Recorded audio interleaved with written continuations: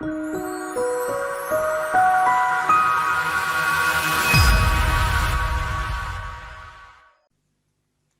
Friends, ನಮಸ್ಕಾರ. Class start ಮಾಡೋದಕ್ಕೆ ಮುಂಚೆ ಒಂದು ಚಿಕ್ಕ ಮಾತು.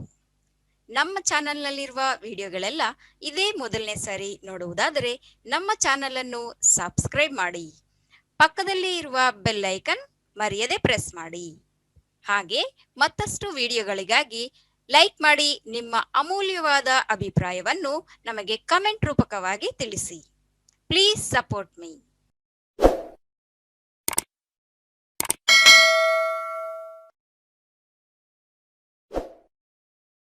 Hi friends, welcome to Manjula spoken English.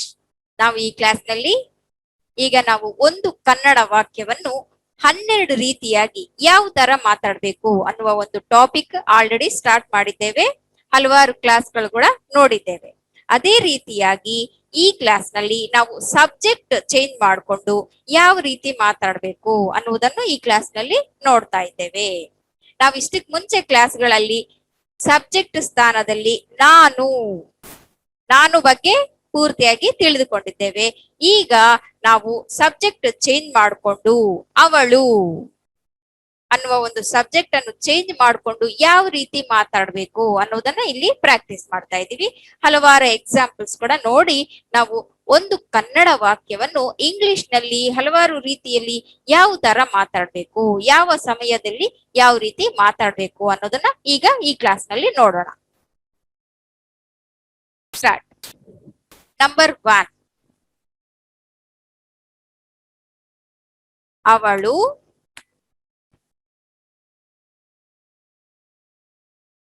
ಕನಸು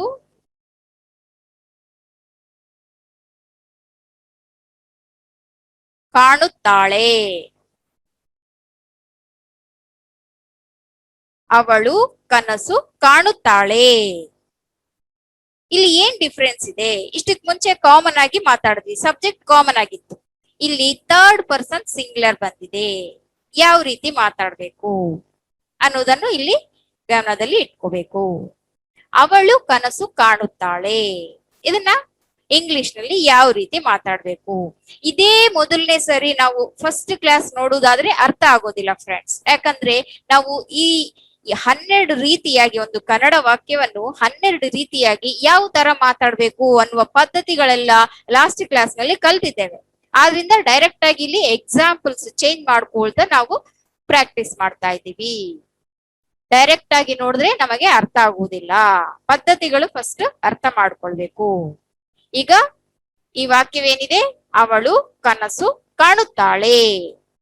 ಈ ವಾಕ್ಯವನ್ನು ನಾವು ಇಂಗ್ಲಿಷ್ ನಲ್ಲಿ ಮಾತಾಡ್ಬೇಕು. ಅವಳು, ಶಿ. ಕನಸು ಕಾಣುವುದನ್ನು ಡ್ರೀಮಿಂಗ್ ಅಂತ ಹೇಳ್ತೀವಿ. ನಾವು ಆಲ್ರೆಡಿ ಲಾಸ್ಟ್ ಕ್ಲಾಸ್ಗಳಲ್ಲಿ ಕಲ್ತಿದ್ದೇವೆ. ಕನಸು ಕಾಣುವುದನ್ನು ಡ್ರೀಮಿಂಗ್. ಇಲ್ಲಿ ಏನಿದೆ, ಈ ವಾಕ್ಯ ಯಾವ ರೀತಿಯಾಗಿದೆ? Stop sentence, running sentence? Stop sentence ಆಗಿದೆ. ಅದು ಕೂಡ ಇಲ್ಲಿ ಸಿಂಪಲ್ ಪ್ರೆಸೆಂಟ್ ಅಂತ ಹೇಳ್ಕೋಬಹುದು. Simple present. She dreams.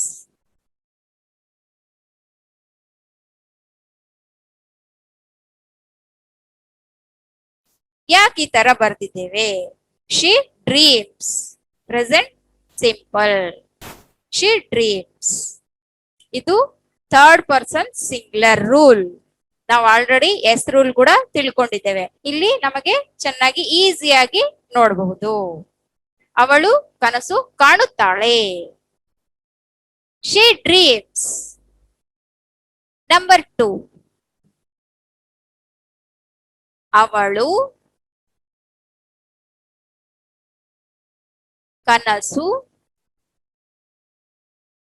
ಕಾಣುತ್ತಾ ಇದ್ದಾಳೆ.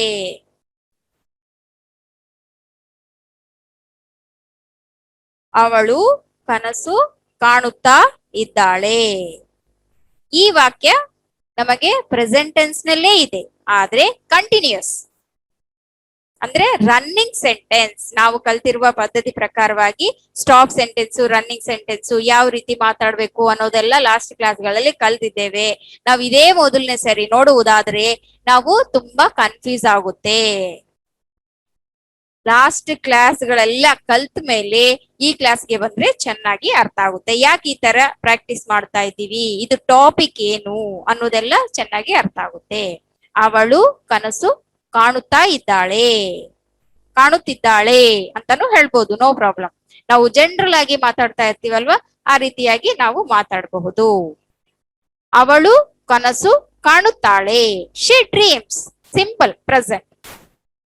ಅದೇ ರೀತಿಯಾಗಿ ರನ್ನಿಂಗ್, ನಡೆಯುವಾಗ ಆ ವಾಕ್ಯ, ಆ ಕೆಲಸ ಏನಾದ್ರೂ ಇರುತ್ತೋ ನಾವು ಮಾತಾಡುವಾಗ, ಆ ಸೆಂಟೆನ್ಸ್ ರನ್ನಿಂಗ್ ನಲ್ಲಿದೆ, ಅಲ್ಲಿ ಕಣ್ಣಿಗೆ ಕಾಣುವಂತೆ ಇದೆ ಅನ್ನುವಾಗ ನಾವಿಲ್ಲಿ ಈ ವಾಕ್ಯ ನಾವು ಓದಿದ ಕೂಡಲೇ ನಮಗೆ ಕಾಣಿಸುತ್ತೆ. ಅವಳು ಕನಸು ಕಾಣುತ್ತಿದ್ದಾಳೆ, ಕಾಣುತ್ತಾ ಇದ್ದಾಳೆ, ರನ್ನಿಂಗ್ ಸೆಂಟೆನ್ಸ್. ಸೊ ಈ ವಾಕ್ಯವನ್ನು ಯಾವ ರೀತಿ ನಾವಿಲ್ಲಿ ಇಂಗ್ಲಿಷ್ ನಲ್ಲಿ ನೋಡೋಣ. ಶಿ ಕಾಣುತ್ತಾ ಇದ್ದಾಳೆ, ಶಿ ಈಸ್ ಡ್ರೀಮಿಂಗ್.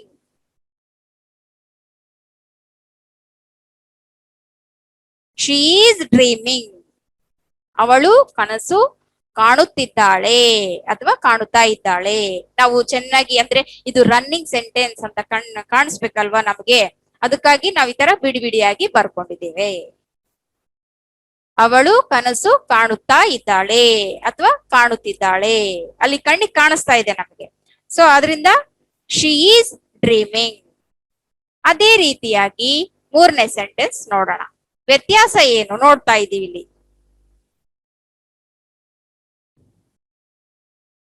ಅವಳು ಇನ್ನೂ ಕನಸು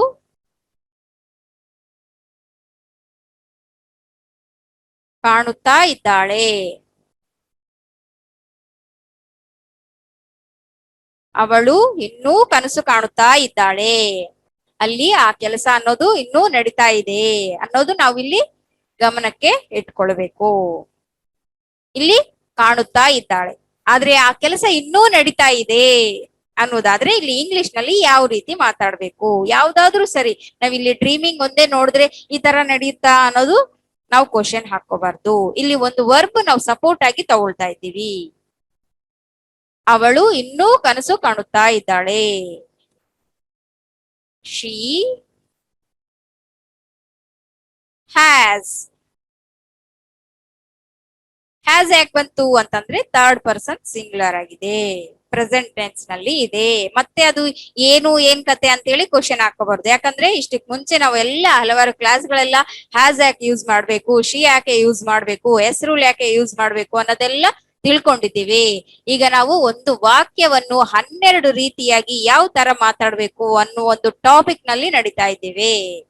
ಓಕೆ, ಅವಳು ಇನ್ನೂ ಕನಸು ಕಾಣುತ್ತಾ ಇದ್ದಾಳೆ. She has been. She has been dreaming.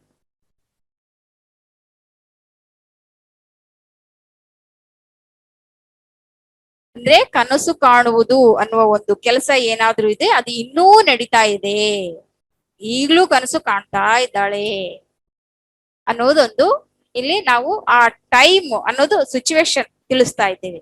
ಅವಳು ಇನ್ನೂ ಕನಸು ಕಾಣುತ್ತಾ ಇದ್ದಾಳೆ. She has been dreaming. ಇನ್ನೂ ನಡೀತಾ ಇದೆ, ಇನ್ನೂ ಮಾತಾಡ್ತಾ ಇದ್ದಾಳೆ. ಎಷ್ಟೊತ್ತಾಯ್ತು ಫೋನ್ ನಲ್ಲಿ ಇನ್ನೂ ಮಾತಾಡ್ತಾ ಇದ್ದಾಳೆ ಅಂತ ಹೇಳ್ತಾ ಇರ್ತೀವಲ್ವಾ, ಆ ರೀತಿಯಾಗಿ ಈ ಒಂದು ವರ್ಬ್ ಅನ್ನು ನಾವು ಯೂಸ್ ಮಾಡ್ತಾ ಇದ್ದೀವಿ. ನಾವು ವರ್ಬ್ ಚೇಂಜ್ ಮಾಡ್ಕೊಂಡು, ಸಬ್ಜೆಕ್ಟ್ ಚೇಂಜ್ ಮಾಡ್ಕೊಂಡು ಯಾವ ರೀತಿನಾದ್ರೂ ಮಾತಾಡಬಹುದು. ಅದಕ್ಕೆ ಎಕ್ಸಾಂಪಲ್ಸ್ ಈ ತರ ನಾವು ನೋಡ್ತಾ ಇದ್ದೀವಿ. ಅವಳು ಕನಸು ಕಾಣುತ್ತಾಳೆ. She dreams. ಕಾಣುತ್ತಾಳೆ. ಅವಳು ಕನಸು ಕಾಣುತ್ತಾ ಇದ್ದಾಳೆ, ಕಾಣುತ್ತಿದ್ದಾಳೆ, no problem. She is dreaming. ಏನೇನೋ ಕನಸು ಕಾಣ್ತಾ ಇದ್ದಾಳೆ ಅವಳು. ಈಗ ನೋಡಿದ್ರೆ ಈಗಾಯ್ತು ಅಂತೇಳಿ ನಾವು ಮಾತಾಡ್ತಾ ಇರ್ತೀವಲ್ವಾ, ಆ ರೀತಿಯಾಗಿ ಸಂದರ್ಭಾನುಸಾರವಾಗಿ ನಾವು ಸಿಚುವೇಶನ್ ಅರ್ಥ ಮಾಡ್ಕೊಳ್ಬೇಕು. ಅದೇ ಕೆಲಸ ಇನ್ನೂ ನಡೀತಾ ಇದೆ, ಅವಳು ಇನ್ನೂ ಕನಸು ಕಾಣ್ತಾ ಇದ್ದಾಳೆ.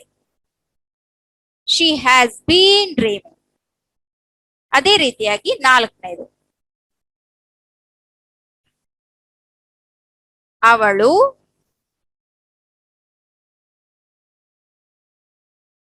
ಅವಳು ಈಗಲೇ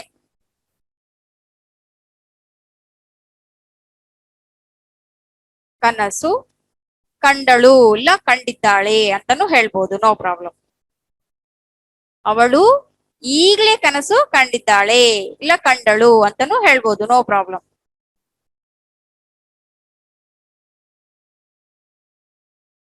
ಅಥವಾ ಕಂಡಳು ಅಂತಾನು ಹೇಳ್ಬೋದು. ಸಂದರ್ಭಾನುಸಾರವಾಗಿ ನಾವು ಮಾತಾಡುವ ಲ್ಯಾಂಗ್ವೇಜ್ ಪರವಾಗಿ ನಾವು ಅರ್ಥ ಮಾಡ್ಕೊಳ್ಬಹುದು. ಅವಳು ಈಗಲೇ ಕನಸು ಕಂಡಿದ್ದಾಳೆ ಅಥವಾ ಕಂಡಳು. ಈಗಲೇ ಕನಸು ಕಂಡ್ಲು, ಹಾಗೆ ನಿಜವಾಯ್ತು. ಹೀಗೆ ಈಗ ಅನ್ಕೊಂಡ್ವಿ, ಆಗ್ಲೇ ಅದು ನಡೆದೋಯ್ತು ಅಂತ ಹೇಳ್ತಾ ಮಾತಾಡ್ತಾ ಇರ್ತೀವಲ್ವಾ, ಆ ರೀತಿಯಾಗಿ. ಅವಳು ಈಗಲೇ ಕನಸು ಕಂಡ್ಲು, ಈಗಲೇ ಕನಸು ಕಂಡಿದ್ದಾಳೆ, ಆಗ್ಲೇ ನಿಜವಾಯ್ತು ಅಂತ ಮಾತಾಡ್ತಾ ಇರ್ತೀವಲ್ಲ ಫ್ರೆಂಡ್ಸ್, ಆ ರೀತಿಯಾಗಿ. ಇದು ಇಂಗ್ಲಿಷ್ ನಲ್ಲಿ ನೋಡೋಣ. She has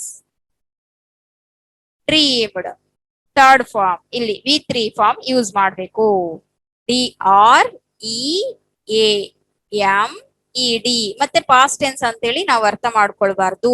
V3 third form ಬರ್ಲಿಲ್ದ್ರೆ ನಮಗೆ ಇಲ್ಲಿ ಪರ್ಫೆಕ್ಟ್ ನಲ್ಲಿ ಮಾತಾಡೋದಕ್ಕೆ ಕನ್ಫ್ಯೂಸ್ ಆಗುತ್ತೆ.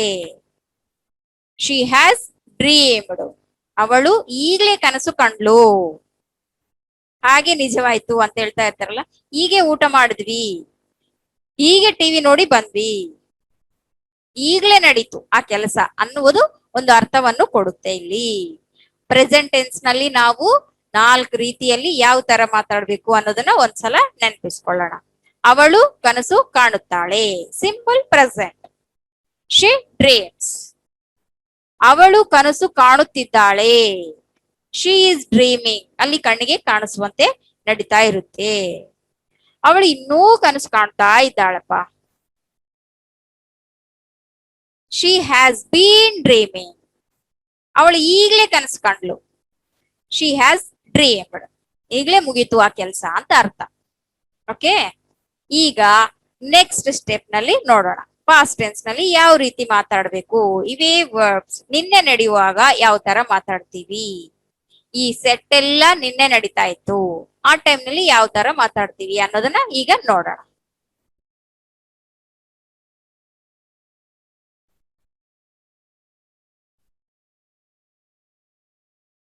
ಪಾಸ್ಟ್ ಟೆನ್ಸ್ ನಲ್ಲಿ ಯಾವ ತರ ಮಾತಾಡ್ಬೇಕು ಅನ್ನೋದನ್ನ ಈಗ ಒಂದ್ಸಲ ನೆನಪಿಸ್ಕೊಳ್ಳೋಣ.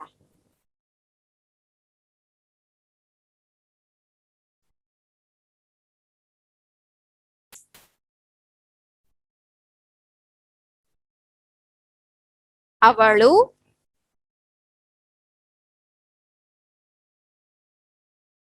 ಕನಸು ಕಂಡಳು, ಅವಳು ಕನಸು ಕಂಡಳು.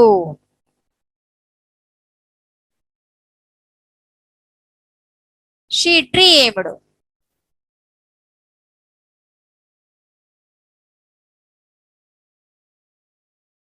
ಮುಗಿದಿರುವ ಕೆಲಸ, ನಿನ್ನೆಯ ಕೆಲಸ ಅಂತಲ್ಲ, ಆಲ್ರೆಡಿ ಮುಗಿದಿರುವ ಕೆಲಸ, ಪಾಸ್ಟ್ ಟೆನ್ಸ್. ಅವಳು ಕನಸು ಕಂಡ್ಲು, ಅದು ನಿಜವಾಗುತ್ತಾ ಇಲ್ಲ ಅನ್ನೋದು ಔಟ್ ಆಫ್ ಕ್ವಶನ್. ಓಕೆ, ಅವಳು ಕನಸು ಕಂಡಳು. She dreamed. ಅದೇ ರೀತಿಯಾಗಿ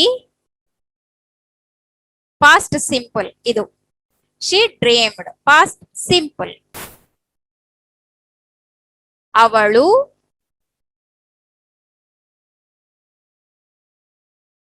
ಕನಸು ಕಾಣುತ್ತಾ ಇದ್ದಳು. ನಿನ್ನೆಯ ನಿನ್ನೆ ಅಂದ್ರೆ ಪಾಸ್ಟ್ ಟೆನ್ಸ್ ನಲ್ಲಿ ಯಾವ ರೀತಿ ನಡೀತಾ ಇತ್ತು ಆ ವಿಷಯವನ್ನು ಇವತ್ತೇ ಹೇಳ್ತಾ ಇದ್ವಿ. ನಿನ್ನೆ ಆ ಟೈಮ್ ನಲ್ಲಿ ಆ ಕೆಲಸ ನಡೀತಾ ಇತ್ತು ಅನ್ನುವುದನ್ನು ಈಗ ಇವತ್ತು ಹೇಳ್ತಾ ಇದ್ದೀವಿ. ಅವಳು ಕನಸು ಕಾಣುತ್ತಾ ಇದ್ದಳು. ಇದ್ದಾಳೆ ಬೇರೆ ಆಗುತ್ತೆ. Present tense. ಇದ್ಲು ನಿನ್ನೆ ಈ ಟೈಮ್ ನಲ್ಲಿ ನಾನು ಓದಲ್ಲಿ ಕನಸು ಕಾಣ್ತಾ ಇದ್ಲು. ಆ ರೀತಿಯಲ್ಲಿ ನಾವೀಗ ಇಂಗ್ಲಿಷ್ ನಲ್ಲಿ ಯಾವ ರೀತಿ ಮಾತಾಡ್ಬೇಕು ಅನ್ನೋದನ್ನ ನೋಡೋಣ. ಅವಳು ಕನಸು ಕಾಣುತ್ತಾ ಇದ್ದಳು. She was dreaming.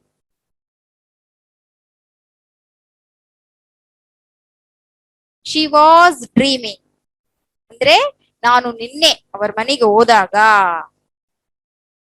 ಅವಳು ಕನಸು ಕಾಣುತ್ತಾ ಇದ್ದಳು, ನಾನ್ ನೋಡ್ದೆ ಅನ್ನುವ ಅರ್ಥವನ್ನು ಕೊಡುತ್ತೆ. ಅವಳು ಮಾತಾಡ್ತಾ ಇದ್ದಳು, ಅವಳು ಅಡಿಗೆ ಮಾಡುತ್ತಾ ಇದ್ದಳು. ನಾನು ಅವ್ರ ಮನೆಗೆ ಹೋದಾಗ ನಿನ್ನೆ ಟೈಮ್ ನಲ್ಲಿ ಅಂದ್ರೆ ಪಾಸ್ಟ್ ಟೆನ್ಸ್ ನಲ್ಲಿ ಯಾರ ಹತ್ರನೋ ಫೋನ್ ನಲ್ಲಿ ಮಾತಾಡ್ತಾ ಇದ್ದಳು. ಅದಕ್ಕಾಗಿ ವೆಯ್ಟ್ ಮಾಡಿ ಆದ್ಮೇಲೆ ಮಾತಾಡೋದೆಲ್ಲ ಮುಗಿದ್ಮೇಲೆ ಮಾತಾಡ್ಸಿ ಬಂದೆ ಅಂತೇಳಿ ಈ ತರ ಮಾತಾಡ್ತಾ ಇರ್ತೀವಲ್ವಾ, ಆ ರೀತಿಯಾಗಿ ನಾವು ಈ ವಾಕ್ಯವನ್ನು ನಾವು ಸಿಚುವೇಶನ್ ಅನುಸಾರವಾಗಿ ಮಾತಾಡೋದನ್ನ ಇಲ್ಲಿ ಎಕ್ಸಾಂಪಲ್ ರೀತಿಯಾಗಿ ನೋಡ್ತಾ ಇದ್ದೀವಿ. ಅವಳು ಕನಸು ಕಾಣುತ್ತಾ ಇದ್ದಳು ಆ ಟೈಮ್ ನಲ್ಲಿ. She was dreaming. ಆಗ ನಾನು ಹೋಗಿ ಡಿಸ್ಟರ್ಬ್ ಮಾಡ್ದೆ ಅಂತೇಳಿ ಮಾತಾಡ್ತಾ ಇರ್ತೀವಲ್ವಾ, ಆ ರೀತಿ. ಮೂರನೇದು ನೋಡೋಣ. ಅವಳು ಇನ್ನೂ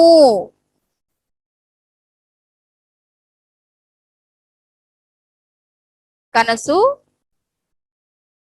ಕಾಣುತ್ತಾ ಇದ್ದಳು. ಆ ಟೈಮ್ ನಲ್ಲಿ ಇನ್ನೂ ನಡೀತಾ ಇತ್ತು ಆ ಕೆಲ್ಸ. ನಾನು ಎಷ್ಟೊತ್ತು ನೋಡಿದ್ರೆ ಕೂಡ ಅಲ್ಲಿ ಅವಳು ಇನ್ನೂ ಕನಸು ಕಾಣುತ್ತಾ ಇದ್ಲು, ಇನ್ನ ಆ ಕೆಲಸ ಮಾಡ್ತಾ ಇದ್ಲು ಅಂತ ಅರ್ಥ ಬರುತ್ತೆ ಇಲ್ಲಿ. ಶಿ ಇಲ್ಲಿ ಏನಾಗುತ್ತೆ, ಪಾಸ್ಟ್ ಟೆನ್ಸ್. ಆದ್ರಿಂದ ಏನಂತೇಳಿ ನಾವು ಇಲ್ಲಿ ಯೂಸ್ ಮಾಡ್ಬೇಕು, ಹ್ಯಾಡ್. ಪಾಸ್ಟ್ ಟೆನ್ಸ್ ನಲ್ಲಿ ಇಲ್ಲಿ ಥರ್ಡ್ ಫಾರ್ಮ್ ಅಂತಿಲ್ಲ, ಏನಿಲ್ಲ. ಪಾಸ್ಟ್ ಟೆನ್ಸ್ ನಲ್ಲಿ ಕಾಮನ್. ಓನ್ಲಿ ಪ್ರೆಸೆಂಟ್ ಟೆನ್ಸ್ ನಲ್ಲಿ ಅದು ಕೂಡ ಥರ್ಡ್ ಪರ್ಸನ್ ಸಿಂಗಲ್ ಆಗಿರ್ಬೇಕು. She had been. She had been. ಅವಳು ಇನ್ನೂ ಕನಸು ಕಾಣುತ್ತಾ ಇದ್ಲು ಆ ಟೈಮ್ ನಲ್ಲಿ. She had been dreaming.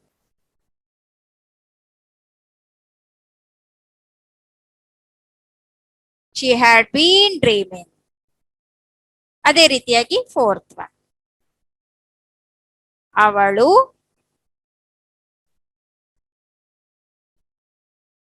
ಆಗಲೇ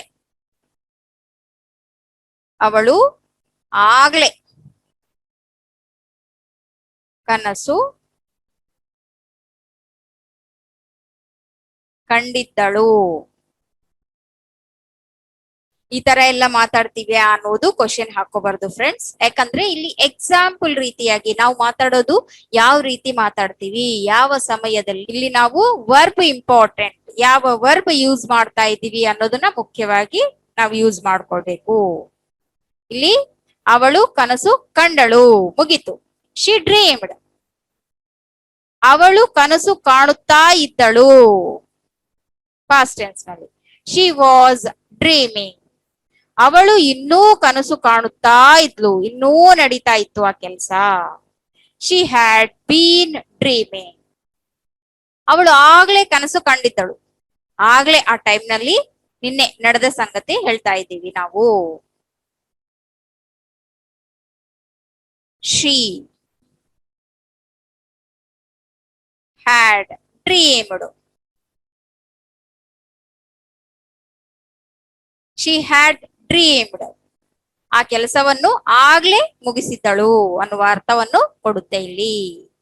ಯಾವ ಕೆಲಸವನ್ನಾದ್ರೂ ಸರಿ, ನಾವು ಕಲ್ತಿರುವ 200 ವರ್ಬ್ಸ್, ಈ ಎಲ್ಲಾ ರೀತಿಯಲ್ಲಿ ನಾವು ಎಕ್ಸಾಂಪಲ್ಸ್ ಈ ರೀತಿಯಾಗಿ ಯೂಸ್ ಮಾಡ್ತಾ ನಾವು ಮಾತಾಡೋದನ್ನ ಪ್ರಾಕ್ಟೀಸ್ ಮಾಡಿದ್ರೆ ತುಂಬಾ ಈಸಿಯಾಗಿ ನಾವು ಇಂಗ್ಲಿಷ್ ಅನ್ನು ಅರ್ಥ ಮಾಡ್ಕೊಳ್ಬಹುದು, ಮಾತಾಡಬಹುದು. ಅವಳು ಕನಸು ಕಂಡಳು. She dreamed. ಅವಳು ಕನಸು ಕಾಣುತ್ತಾ ಇದ್ದಳು. She was dreaming. ಅವಳು ಇನ್ನೂ ಕನಸು ಕಾಣುತ್ತಾ ಇದ್ದಳು. She had been dreaming. Had been ಯಾಕೆ ಬಂತು ಇಲ್ಲಿ ಅಂತಂದ್ರೆ ಪಾಸ್ಟ್ ಟೆನ್ಸ್. ಅದು ನಿನ್ನೆನ ಮೊನ್ನೆನ ಅಂತಲ್ಲ, ಇನ್ನೂ ಆ ಕೆಲಸ ನಡೀತಾ ಇತ್ತು ಅನ್ನುವ ಒಂದು ಅರ್ಥವನ್ನು ಕೊಡುತ್ತೆ. ಅವಳು ಆಗ್ಲೇ ಕನಸು ಕಂಡಿದ್ದಳು. She had dreamed. ಅವಳು ಆಗ್ಲೇ ಆ ಕೆಲಸ ಮುಗಿಸಿದ್ಲು. ಕಾಮನ್ ಆಗಿ ಮುಗಿಸಿದ್ಲು ಅಂತಂದ್ರೆ ಟೈಮ್ ಏನಿಲ್ಲ ಇಲ್ಲಿ, ಶಿ ಡ್ರೀಮ್ಡ್ ಅಂತ ಹೇಳ್ಬಿಡ್ತೀವಿ. ಆದ್ರೆ ಆಗ್ಲೇ, ಈಗ್ಲೇ ಅಂತ ಹೇಳ್ತಾ ಇದೀವಲ್ವಾ, ಅದರಲ್ಲಿ ಇಲ್ಲಿ ನಾವು ಪ್ರೆಸೆಂಟ್ ಟೆನ್ಸ್ ನಲ್ಲಿ ಇದ್ರೆ ಹ್ಯಾವ್ ಹ್ಯಾಸ್ ಯೂಸ್ ಮಾಡ್ಕೊಳ್ತೀವಿ, ಪಾಸ್ಟ್ ಟೆನ್ಸ್ ನಲ್ಲಿ ಇದ್ರೆ ಹ್ಯಾಡ್ ಯೂಸ್ ಮಾಡ್ಕೊಳ್ತೀವಿ, ಫ್ಯೂಚರ್ ಟೆನ್ಸ್ ನಲ್ಲಿ ಇದ್ರೆ ವಿಲ್ ಹ್ಯಾವ್ ಯೂಸ್ ಮಾಡ್ಕೊಳ್ತೀವಿ. ಅವಳು ಆಗ್ಲೇ ಕನಸು ಕಂಡಿದ್ದಳು. She had dreamed. Okay friends, ಈಗ ಇನ್ನೊಂದು ರೀತಿ ನೋಡೋಣ, ಫ್ಯೂಚರ್ ಟೆನ್ಸ್.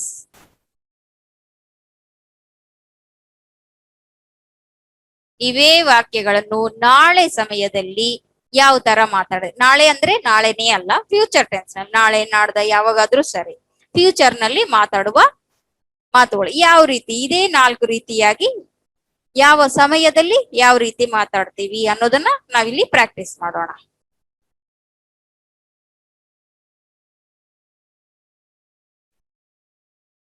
ಅವಳು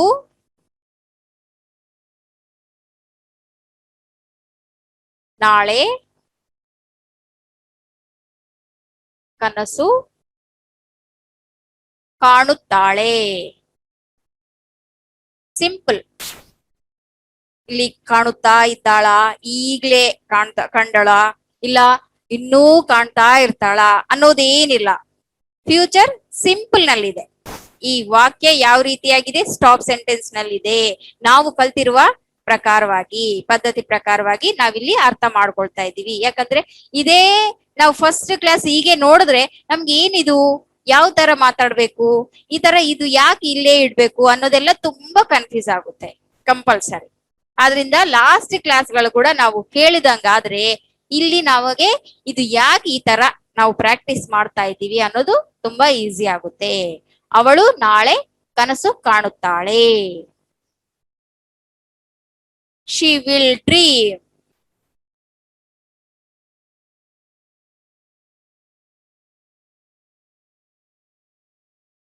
ಶಿ ವಿಲ್ ಡ್ರೀಮ್ ಅಷ್ಟೇ. ನಾಳೆ ಕನಸು ಕಾಣ್ತಾಳ, ಅದು ಕಾಣ್ತಾಳ ಇಲ್ಲ ಅನ್ನೋದು out of question. She will dream. ಅದೇ ಎರಡನೇ ರೀತಿ ನೋಡೋಣ. ಅವಳು ನಾಳೆ ಕನಸು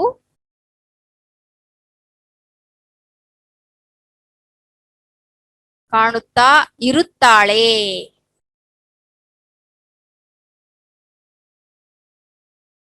ಅವಳು ನಾಳೆ ಕನಸು ಕಾಣುತ್ತಾ ಇರ್ತಾಳೆ ಅಂದ್ರೆ ನಾಳೆ ನಡೆಯುವ ಸಂಗತಿ ಎಲ್ಲ ಇಲ್ಲಿ ನಾವು ಏನ್ ನೋಡ್ತಾ ಇದ್ದೀವಿ, ಒಂದು ಕನಸಿನ ರೂಪಕವಾಗಿ ಊಹಾತೀತವಾಗಿ ಹೇಳ್ತಾ ಇದ್ದೀವಿ. ಅದು ನಡೆಯುತ್ತಾ ನಡೆಯುಲ್ಲ ಅನ್ನೋದಲ್ಲ, ಇಲ್ಲಿ ನಡೆಯುತ್ತೆ, ನಾಳೆ ಈ ಟೈಮ್ ನಲ್ಲಿ ಆ ಕೆಲಸ ಮಾಡ್ತಾ ಇರ್ತೀವಿ, ಮಾಡ್ತೀನಿ, ಮಾಡ್ತಾ ಇರುತ್ತೇನೆ, ಇನ್ನೂ ಮಾಡ್ತಾ ಇರ್ತೇನೆ, ಈಗ್ಲೇ ಮಾಡಿರ್ತೇನೆ ಅನ್ನುವ ಒಂದು ಯಾವ್ದಾದ್ರೂ ಸರಿ ನಾವು ಮಾಡುವ ಕೆಲಸವನ್ನು 4 ರೀತಿಯಾಗಿ ಈ ತರ ಹೇಳುವುದು ಪ್ರಾಕ್ಟೀಸ್ ಮಾಡ್ತಾ ಇದ್ದೀವಿ. ಇಲ್ಲಿ ನಾಳೆ ಅಂತ ಬರ್ದಿದೀವಲ್ವಾ, ಇಲ್ಲಿ ಟುಮಾರೋ ಯಾಕೆ ನಾವು ಮೆನ್ಷನ್ ಮಾಡಿಲ್ಲ ಅಂತೇಳಿ ಕನ್ಫ್ಯೂಸ್ ಆಗ್ಬಾರ್ದು. ಇಲ್ಲಿ ನಾವು ವಿಲ್ ಅನ್ನೋದೇ ಫ್ಯೂಚರ್. ನಾಳೆ ಕಂಪಲ್ಸರಿ, ನಾಳೆ ಬಂದಿದೆಯಲ್ಲ ಟುಮಾರೋ ಇಡ್ಲೇಬೇಕು ಅಂದ್ರೆ ಇಡ್ಬೋದು, ನೋ ಪ್ರಾಬ್ಲಮ್, ತಪ್ಪೇನಿಲ್ಲ. She will dream tomorrow, day after tomorrow, after 1 year, ಯಾವ್ದಾದ್ರೂ ಸರಿ ನೀವು ಮೆನ್ಷನ್ ಮಾಡ್ಕೋಬಹುದು. ಅವಳು ನಾಳೆ ಕನಸು ಕಾಣುತ್ತಾಳೆ. ಶಿ ವಿಲ್ ಡ್ರೀಮ್ ಅಷ್ಟೇ. ಅವಳು ನಾಳೆ ಕನಸು ಕಾಣುತ್ತಾ ಇರುತ್ತಾಳೆ. She will be. She will be dreaming.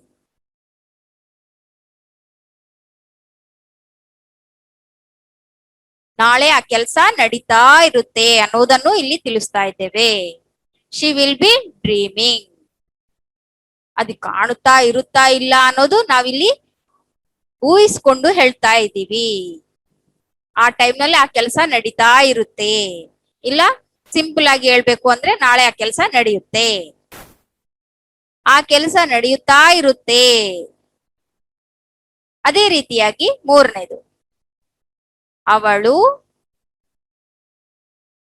ನಾಳೆ ಕನಸು ಇನ್ನೂ ಕಾಣುತ್ತಾ ಇರುತ್ತಾಳೆ. ಇನ್ನೂ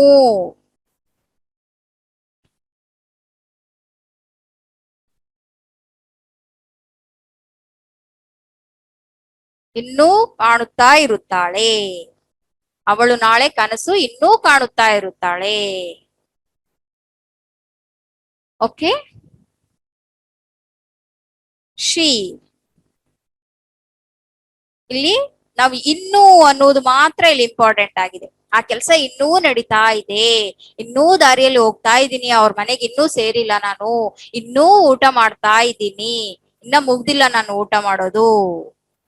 ನಾವು ಈಸಿಯಾಗಿ ಮಾತಾಡ್ತಾ ಇರ್ತೀವಲ್ವಾ, ಆ ರೀತಿಯಾಗಿ ಒಂದು ವರ್ಬ್ ಅನ್ನು ನಮಗೆ ಅರ್ಥವಾಗುವ ರೀತಿಯಲ್ಲಿ ಒಂದು ವರ್ಬ್ ಅನ್ನು ಪ್ರಾಕ್ಟೀಸ್ ಮಾಡಿದರೆ ನಮಗೆ ಇದೆಲ್ಲ ತುಂಬಾ ಚೆನ್ನಾಗಿ ಅರ್ಥ ಆಗುತ್ತೆ.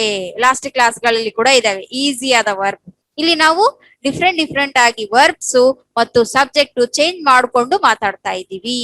ಯಾವ ವಾಕ್ಯವನ್ನಾದ್ರೂ ಸರಿ ಈಸಿಯಾಗಿ ಯಾವ ಸಮಯದಲ್ಲಿ ಏನ್ ಮಾತಾಡ್ತಾ ಇದ್ದೀವಿ, ಆ ಕೆಲಸ ಮುಗಿತಾ ಇಲ್ಲ ಮುಗುದಿಲ್ವಾ, ಇಲ್ಲ ಇನ್ನೂ ಕಂಟಿನ್ಯೂ ಮಾಡ್ತಾ ಇದ್ದೀವಾ, ಇಲ್ಲ ಈಗ್ಲೇ ಮುಗಿಸಿ ಬಂದ್ವಾ, ಈ ತರ ಹಲವಾರು ರೀತಿಯಲ್ಲಿ ನಾವು ಇಂಗ್ಲಿಷ್ ನಲ್ಲಿ ಮಾತಾಡ್ಬೇಕು ಅಂತಂದ್ರೆ ನಾವು ಈ ರೀತಿಯಾಗಿ 12 ರೀತಿಯಲ್ಲಿ ನಾವು ಪ್ರಾಕ್ಟೀಸ್ ಮಾಡೋದಾದ್ರೆ ಆಟೋಮೆಟಿಕ್ ನಮಗೆ ಇಂಗ್ಲಿಷ್ ಮಾತಾಡೋದು ಈಸಿ ಆಗುತ್ತೆ. ಈಗ ನೋಡೋಣ, ಅವಳು ನಾಳೆ ಕನಸು ಇನ್ನೂ ಕಾಣುತ್ತಾ ಇರುತ್ತಾಳೆ. She will have, she will have been, she will have been, she will have been dreaming.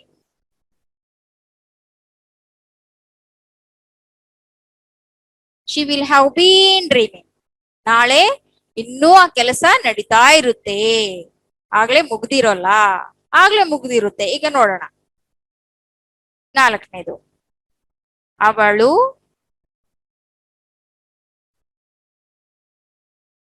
ನಾಳೆ ಆಗಲೇ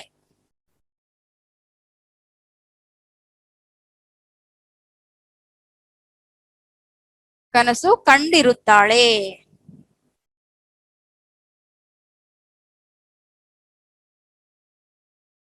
ಅವಳು ನಾಳೆ ಆಗ್ಲೇ ಕನಸು ಕಂಡಿರ್ತಾಳೆ, ಆಗ್ಲೇ ಕನಸು ಕಂಡು ಹೀಗೆ ಹೊರಗಡೆ ಬಂದಿರ್ತಾಳೆ ಅಂತೇಳಿ ಮಾತಾಡ್ತಾ ಇರ್ತೀವಲ್ವಾ, ಆ ರೀತಿಯಾಗಿ ನಾವ್ ಎಲ್ಲಾ ಮಾತಾಡ್ತೀವಿ ಅನ್ನೋದಲ್ಲ. ಇಲ್ಲಿ ನಮಗೆ ಏನ್ ಬರ್ಬೇಕು, ಟೆನ್ಸಸ್ ಚೆನ್ನಾಗಿ ಅರ್ಥ ಮಾಡ್ಕೊಳ್ಬೇಕು. ಈ ವರ್ಬ್ ಈ ತರ ಮಾತಾಡ್ತೀವ ಅನ್ನೋದಲ್ಲ. ಇಲ್ಲಿ ನಮಗೆ ಕ್ವಶನ್ ಏನು, ಆ ವಾಕ್ಯ ಅಲ್ಲಿ ಮಾತಾಡ್ತೀವ ಇಲ್ಲ ಅನ್ನೋದು ಕ್ವಶನ್ ಅಲ್ಲ. ನಮಗೆ ಸಂದರ್ಭಾನುಸಾರವಾಗಿ ನಾವು ಮಾತಾಡುವ ವರ್ಬ್ ಯಾವ ರೀತಿಯಾಗಿ ಹಲವಾರು ರೀತಿಯಲ್ಲಿ ಯಾವ ಸಂದರ್ಭದಲ್ಲಿ ಯಾವ ರೀತಿ ಮಾತಾಡ್ಬೇಕು ಅನ್ನೋದೇ ಇಲ್ಲಿ ನಾವು ಗಮನದಲ್ಲಿ ಇಟ್ಕೊಳ್ಬೇಕು. ಅವಳು ನಾಳೆ ಆಗ್ಲೇ ಕನಸು ಕಂಡಿರ್ತಾಳೆ, ಆಗ್ಲೇ ನಾವು ಹೋಗಿ ಮಾತಾಡಿಸ್ತೀವಿ, ಕಂಡಿದ್ದು ನಿಜ ಆಯ್ತು ಅಂತೇಳಿ ಇಲ್ಲಿ ಮಾತಾಡುವ ಅರ್ಥ ಬರುತ್ತೆ. She will have dreamed.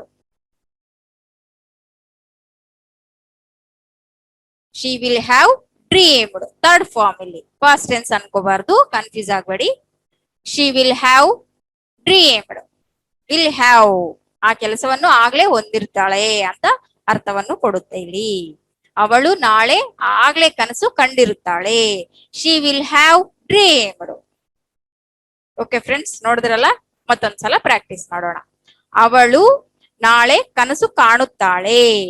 She will dream. ಅವಳು ನಾಳೆ ಕನಸು ಕಾಣುತ್ತಾ ಇರುತ್ತಾಳೆ, ಆ ಕೆಲಸ ನಡೀತಾ ಇರುತ್ತೆ. She will be dreaming. ಅವಳು ನಾಳೆ ಕನಸು ಇನ್ನೂ ಕಾಣ್ತಾ ಇರ್ತಾಳೆ. She will have been dreaming. ಅವಳು ನಾಳೆ ಆಗ್ಲೇ ಕನಸು ಕಂಡಿರ್ತಾಳೆ. She will have dreamed.